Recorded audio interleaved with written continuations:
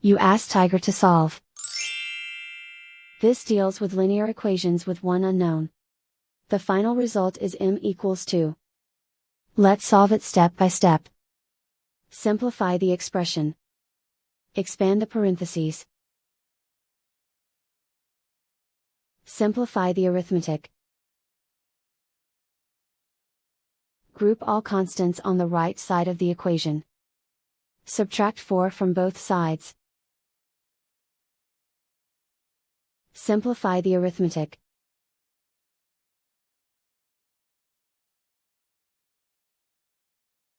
Isolate the m.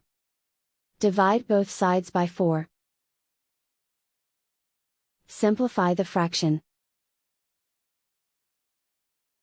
Find the greatest common factor of the numerator and denominator.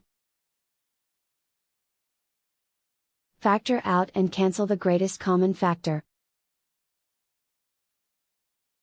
And so the final result is m=2.